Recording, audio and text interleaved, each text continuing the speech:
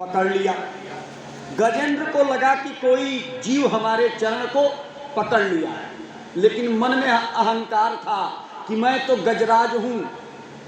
जो कोई भी जीव हमारे चरण को पकड़ा है और उसे जैसे ही पता चलेगा कि यह चरण गजराज का है, गजेंद्र का है, तुरंत ही छोड़ करके मुझसे माफी मांगने लगेगा, इसलिए ध्यान नहीं दिया।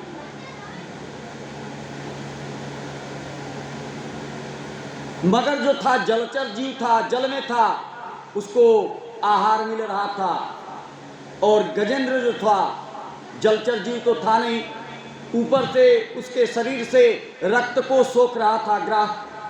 धीरे धीरे शरीर में कमजोरी महसूस होने लगी। कमजोरी महसूस हुई तो पैर को उठाना चाहा, और जब पैर नहीं उठा तो बल का प्रयोग किया। जब तमाम बल प्रयोग करने के बाद भी तिल भर भी अपने पैर को नहीं हिला पाया, तो अपने पत्नी और पुत्र से कह रहा है, देखो मेरे ऊपर घोर विपत्ति आ चुकी है, मेरा पैर एक विशाल ग्राह ने पकड़ लिया है, आप लोग मेरा सहयोग करो। पुत्र और पत्नी सूंड में सूंड लगा करके गजेंद्र को जल से बाहर निकालने का प्रयास कर रहे हैं, लेकिन तिल भर भी गजेंद्र जल से बाहर नहीं आ रहा है। जब बहुत ज्यादा समय बीत गया तो पुत्र सूंड से सूंड छुड़ा करके बोले, पिताजी आप तो जल में आनंद ले रहे हो और हम भूखे प्यासे मर रहे हैं, अब तो हम चले वन की तरफ। गजेंद्र बड़ा दुखी भाव से अपने पत्नी से कहा, अजी देखती हो जिन पुत्रों के लिए मैंने पूरे जीवन में क्या क्या नहीं किया। हम और आप जो कुछ भी करते हैं किसके लिए करते हैं? अपने परिवार के लिए, अपने पुत्र के लिए करते हैं, और आज हमारे ऊपर विपत्ति आई, वही पुत्र हमें छोड़ करके चले गए। पत्नी भी दुखी मन से कुछ बोली नहीं, निकालने का प्रयास करती रही, लेकिन 2-4 दिन और बीता। जब गजेंद्र जल से बाहर नहीं निकला, धीरे से पत्नियों ने भी अपना सुर छुड़ाया और चल दी। अब तो गजेंद्र के सामने अंधेरा छा गया और सोचने लगा कि इस दुनिया में कोई भी हमारे प्राण का रक्षक नहीं है, अब तो हमें कोई बचाने वाला नहीं है, हमारा प्राणांत हो जाएगा। लेकिन उसी समय उसको परमात्मा की याद आई। हमारे ऊपर जब कोई आपत्ति विपत्ति आती है तो हम तुरंत अपने सगे संबंधी के यहाँ फोन करते हैं, बाबू का तबीयत खराब बा, तनी फातिमा में फोन कर दिया, बढ़िया व्यवस्था बन जाओ। लेकिन जब चारों तरफ से हम हार जाते हैं तब परमात्मा के शरण में जाते हैं कि हे परमात्मा अब आपकी जैसी इच्छा वो करो।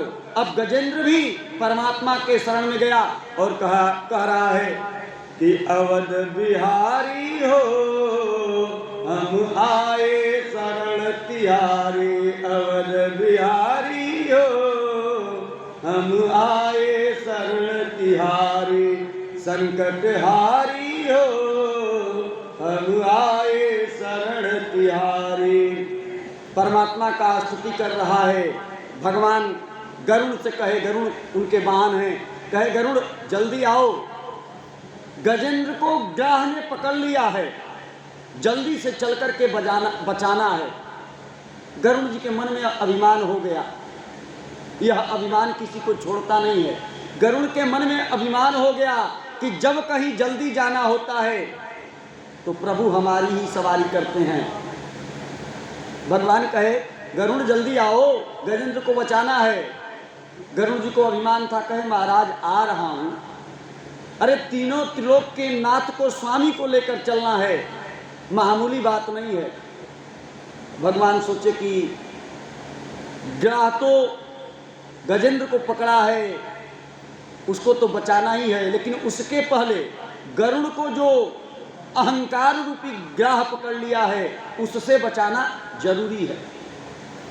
जब बीज जो है अहंकार की बीज विशाल पेड़ बन जाएगी तो काटने में बड़ा तकलीफ होगा, तत्काल प्रभाव से बचाना है। इसलिए भगवान जब गरुड़ जी पास आए तो अपनी अंगुली को रख दिए, अपने अंगुली को रख दिए भगवान गरुड़ जी के पीठ पे। गरुड़ जी कह रहे हैं महाराज जल्दी बैठिए, गजेंद्र को बचाने जाना है। भगवान कहे कि पहले मेरी अंगुली को लेकर के उड़ो तो सही। गरुड़ जी प्रयास कर रहे हैं, पसीना पसीना हो गए, लेकिन तिल भर भी ऊपर नहीं उठ पाए। तो भगवान बताए, गरुड़ आपको जो यह अहंकार है कि मैं तीनों त्रिलोक के स्वामी को लेकर के चलता हूँ, यह अहंकार छोड़ दीजिए। आपको यह बात पता होना चाहिए कि आप हमें लेकर के नहीं चलते हो, मैं आपको अपने पंजा में दबा करके लेकर के चलता हूँ। आज जो कुछ भी हम और आप कर रहे हैं वह परमात्मा की कृपा से कर रहे हैं। परमात्मा ने हमें जो दिया उसके लिए हमें परमात्मा का शुक्रिया अदा करना चाहिए कि परमात्मा ने हमें इस योग्य बनाया। लेकिन हमारे मन में अहंकार हो जाता है, देखिए हमने इतना बड़ा काम कर दिया, सबके बस की बात नहीं थी। इसके लिए अहंकार नहीं होना चाहिए, अभिमान नहीं करना चाहिए, भगवान का शुक्रिया अदा करना चाहिए कि हे परमात्मा आपने हमारे ऊपर कृपा की कि हमारे द्वारा यह कार्य पूर्ण करा दिया। गजेंद्र जो है एक कमल के फूल को जल से उठा करके सूंड में फंसा करके ऊपर करके भगवान का प्रार्थना कर रहा है। तुरंत ही भगवान आए, सूंड को पकड़ करके जल से ग्राह के सहित गजेंद्र को बाहर कर दिए और अपने सुदर्शन चक्र को आदेश दिए कि आप जाकर के सुदर्शन के धड़ को सर से अलग कर दो। यह बात भगवान का सुदर्शन चक्र सुनते ही ग्राह के धड़ को शरीर से अलग कर दिया। लेकिन यहाँ सवाल उठता है कि गजेंद्र जी ने जो स्तुति की उसमें किसी देवता की स्तुति नहीं की, किसी देवता का नाम लेकर के नहीं बुलाया। वह स्तुति यह कर रहा था कि हे प्रभु, जिस प्रभु ने ऐसा मुझे दिव्य ज्ञान दिया है उसके शरण में जा रहा हूं मैं, आकर के हमारी रक्षा करे। ब्रह्मा जी सोचे कि हम तो जाते बचाने, लेकिन मेरा नाम नहीं लिया तो मैं क्यों बचाने जाऊं। भगवान शंकर सोचे कि मैं भी जाता बचाने, लेकिन हमारा भी नाम नहीं लिया। हो सकता है कि भूल गया हो, लेकिन कम से कम भोले दानी, भोले भंडारी, अवघड़ दानी तो कह सकता था, लेकिन ऐसा नहीं कहा, इसलिए मैं नहीं जाऊंगा। वहीं हमारे श्रीहरि ने सोचा कि जो नाम किसी का नहीं होता है वही तो मेरा नाम होता है। भगवान तुरंत दौड़ करके आए, ग्राह से गजेंद्र का उद्धार किया।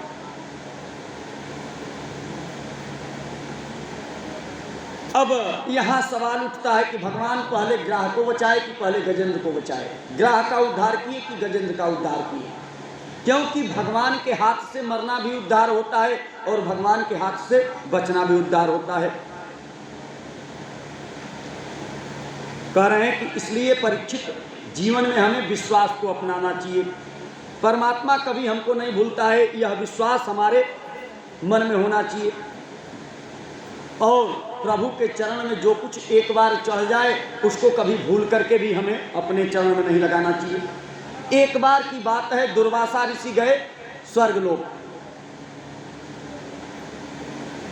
तो दुर्वासा ऋषि के पास था, बैकुंठ गए थे, बैकुंठ से मिला हुआ भगवान का प्रसादी माला, वह माला देवराज इंद्र को दे दिए प्रसाद रूप में। देवराज इंद्र सोचे कि हमारे पास जब इतने हीरे जवाहरात के माला पड़े हुए हैं तो यह हम फूल का माला लेकर के क्या करेंगे। हाथी के सिर पे रख दिए। अब हाथी का स्वभाव, अपने सुर से उतार करके माला को और पैर में रख करके कुचल दी। परिणाम का हुआ, देवराज इंद्र को श्री से, लक्ष्मी से भ्रष्ट होना पड़ा। दैत्य लोग सम्राट बन गए। देवताओं को लक्ष्य करके प्रभु ने समुद्र का मंथन कराया। देवता लोग जब लक्ष्मी से परे हो गए, स्वर्ग का राज्य समाप्त हो गया, देवता लोग मारे मारे भटकने लगे। देवराज इंद्र गए ब्रह्मा जी के पास, ब्रह्मा जी लेकर के गए श्री हरि विष्णु के पास। भगवान विष्णु ने कहा, देखो इस समय इस तीनों त्रिलोक में कोई आप लोगों का रक्षा करने वाला नहीं है, सिवाय एक ही उपाय है, मित्रता करना। आप लोग जाइए, असुरों से मित्रता कीजिए और समुद्र मंथन कीजिए। उस समुद्र से जो अमृत निकलेगा उसका आप लोग पान कीजिएगा। देवता लोग महाराज बलि के पास गए समुद्र मंथन का आग्रह करने के लिए। समुद्र मंथन प्रारंभ हुआ। समुद्र मंथन प्रारंभ हुआ।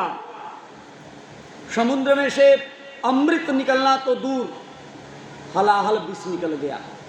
चारों ओर हाहाकार मच गया। देवता लोग तो घबरा गए, पसीना पसीना होने लगे, इसलिए कि पहले यह शर्त रखी गई थी कि जो प्रथम द्रव्य निकलेगा उसको देवता स्वीकार करेंगे। अब निकल गया सर्वप्रथम हलाहल विष। सारे देवता घबराए हुए भागे भागे भगवान शंकर के पास गए, कहे प्रभु आप हमारे वृद्ध हो। देखिए यह बात आजकल के समाज पे एकदम सेट करती है। जैसे कोई आफत विपत आता है तो बाबूजी देखो घर का बुजुर्ग हुआ ना, और कोई हर्षोल्लास की बात आती है चुप रहत होके का पता। दुनिया कितना एडवांस हो गई तो होके पत्ते नहीं थे, शांति से पड़ल रहा, हमन को करत न मानी जा। देवता लोग गए भगवान शंकर के पास, कहे बाबा आप हमारे वयोवृद्ध हो, समुद्र मंथन से यह प्रथम जो निकला है तो आप घर के बुजुर्ग हो, इसलिए आपको ही इसको पान करना है। हम लोगों की इच्छा है कि आप ही इसको ग्रहण करें। भगवान कहे कोई बात नहीं।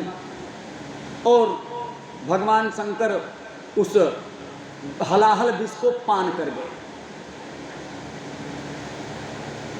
पान कर गए, वह विष अपना असर दिखाया भगवान पे।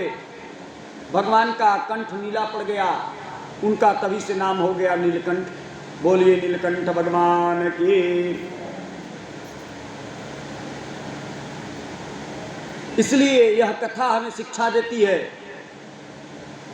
कि जो अपने जीवन में त्याग को अपनाता है उसको उच्च पदवी मिलती है। भगवान शंकर ने विश्व कल्याण के लिए, जगत कल्याण के लिए विष का पान किया, इसलिए वो महादेव हो गए।